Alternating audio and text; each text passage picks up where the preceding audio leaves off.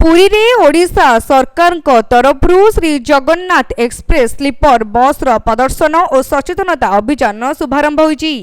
राज्य सरकार प्रत्येक जिल्लारू श्रीक्षेत्र पुरी को श्री जगन्नाथ एक्सप्रेस बस माध्यम परिवहन व्यवस्था करथिले।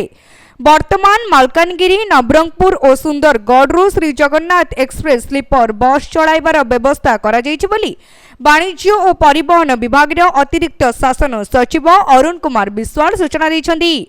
पुरी बस स्टाण्ड रे एही जगन्नाथ एक्सप्रेस स्लीपर कोच रो सुविधा सुजोग और व्यवस्था संपर्क में एक सचेतनता अभियान कार्यक्रम करा जायतिला। एथिरे जोगदे श्री विश्वाल प्रकाश करथिले जे ओडिशा सरकार को राज्य परिवहन विभाग रे रूपांतरण करा जाई लक्ष्मी बस माध्यम गमनागमन को सहज सुगम और सुरक्षित करा जाई परिछि। वर्तमान राज्यर समस्त 30 जिल्लार प्रति पंचायत रु ब्लॉक रु जिला सदर महकुमा को लक्ष्मी बस चलाचल करुछि तथा जिला सदर महकुमा ठारू अन्य जिला सदर महकुमा को लक्ष्मी एक्सप्रेस एवं जिला सदर महकुमा भुवनेश्वर दे पुरी को जगन्नाथ एक्सप्रेस चलाचल व्यवस्था करा जायछि। आसंता 13 तारिख रु मालकानगिरी नवरंगपुर और सुंदरगढ़ पुरी को नूतन Shri Jagannath express sleeper bus चलाचल करिबो। एहा मोट 18 जिला दे पुरी रे पहुंचिबो।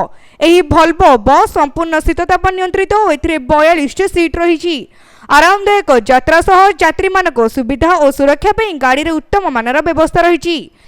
एथिरे यात्रा लगी महिला मानक पई शतकड़ा 50 भाग रिहाती रहिछि बोली श्री विश्वाल सूचना दैथिले। एही कार्यक्रम रे पुरीर अतिरिक्त जिलापाल राजस्व कैलाश चंद्र नायक, जिला परिषद मुख्य उन्नयन अधिकारी तथा कार्यनिर्वाही अधिकारी प्रियंजन पृष्टि, आरटीओ रबिन पट्टनायक, जिला सूचना और लोक संपर्क अधिकारी संतोष कुमार सेठी, ओएसआरटीसी जिला परिचालिका रश्मि साहू और परिवहन विभाग अन्य कर्मचारी माने जोग दैथिले। ब्यूरो रिपोर्ट तीर्थक्षेत्र लाइव।